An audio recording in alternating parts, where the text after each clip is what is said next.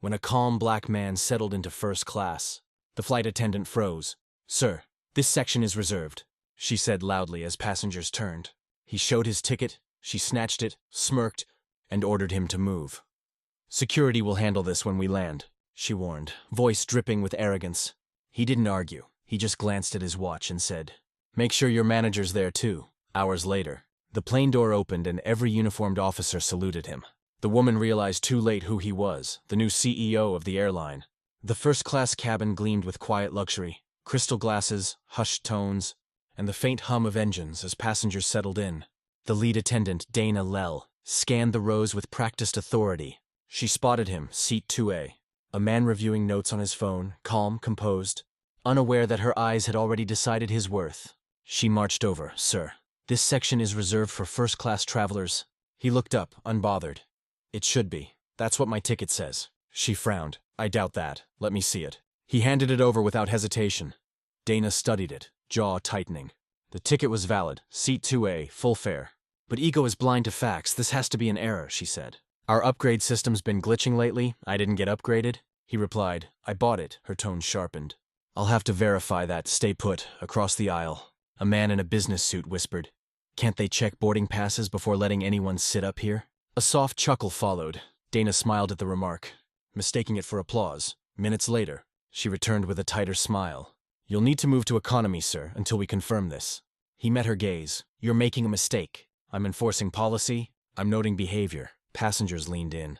Hungry for spectacle, Dana's colleague, Elena, whispered, "Let it go, Dana. His name's on the manifest." "But pride outranked reason, Elena. I've handled this airline's elite longer than you've worked here. Stay out of it." She turned back to him. "Sir, you can cooperate or security will meet us when we land." He nodded slightly. "Good. Make sure your manager is with them." Her brows knit. "Excuse me." "You'll understand soon." The engines roared, drowning the tension for a while, but even at 30,000 FT, arrogance doesn't lose altitude. Dana avoided his row except to throw quick glances, each one colder than the last. When he asked for water, she handed him a paper cup instead of the crystal glass everyone else received. Elena noticed. "That's petty," she whispered. "Protocol," Dana hissed. Hours passed. The passenger said little. He typed emails, read reports, and stared out the window, a faint smile touching his lips. Not of peace, but of calculation. When turbulence hit, a few gasps spread through the cabin. He calmly reached up to steady the overhead bin near an elderly woman whose luggage had loosened. Dana barked, "Sir, remain seated." He ignored her tone, closed the latch, and smiled at the frightened passenger. "You're safe now, ma'am," the woman whispered. "Thank you."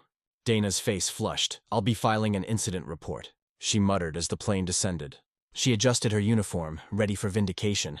"I've already messaged ground control," she told Elena. "Security's waiting." Elena bit her lip. "I really think you should check his record before too late," Dana interrupted. "He'll learn his place." When the aircraft landed, the captain's voice came over the speaker. "Welcome to New York. Please remain seated while ground personnel board for a special arrival." Dana stood taller, expecting applause for her initiative. The door opened and 2 airline security officers entered, followed by 3 senior executives in tailored suits. Dana smirked right on time, but instead of heading towards seat 2A, the officer stopped at the doorway and snapped to attention. One of the executives, Mr. Lewis, looked directly at the seated man and said, "Welcome home, sir." The entire cabin turned. The man in 2A stood, stretching slightly. "Good to see you, Robert. Everything's set for the press briefing." Lewis replied, "HR is waiting to debrief the cabin crew." Dana's smile faltered. I don't understand," Elena whispered. "You should sit down." The man looked at Dana, eyes calm but cutting. "You wanted your manager here, remember?" Mr. Lewis stepped forward. "Everyone, allow me to introduce Mr. Isaiah Grant, the new chief executive officer of Skyrim Airlines." Effective last week, gasps swept the cabin. Cameras flashed, someone whispered. She yelled at the CEO. Dana's hands shook. "Sir, I didn't know." Isaiah held up a hand. "That's the point, isn't it? You didn't know and you didn't care to," she stammered. "I thought you didn't belong here," he finished. Silence. He turned to Elena. "You handled yourself with respect. That's what this airline needs. Consider this your first day as lead attendant." Elena's eyes widened. "Thank you, sir." He looked back at Dana. "You'll report directly to HR when we deplane.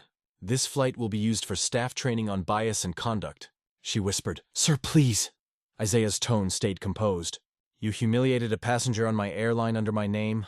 The job you misused ends today." The captain emerged from the cockpit. "Sir, shall I escort her?" Isaiah nodded once gently. We don't repeat what we condemn. As Dana was led away, passengers watched in stunned silence. One man whispered to another, "That's what justice looks like." Isaiah picked up his bag and paused at the door. "We're not in the business of flying higher," he said. "We're in the business of treating people right." Outside the jet bridge, cameras flashed as executives followed him down the corridor. Reporters were waiting, unaware they'd just witnessed the first reform of Skyrim's new era, live at 30,000 FTO later. As Isaiah stood at the terminal window, watching the plane taxi away, Elena approached. "Sir," she said softly. "You didn't raise your voice once." He smiled faintly. "Power doesn't shout. Elena, it lands. If you believe real respect can't be demanded, only earned, prove it, like this video. Share it everywhere. And tell us in the comments where you're watching from and what moment hit hardest. Subscribe.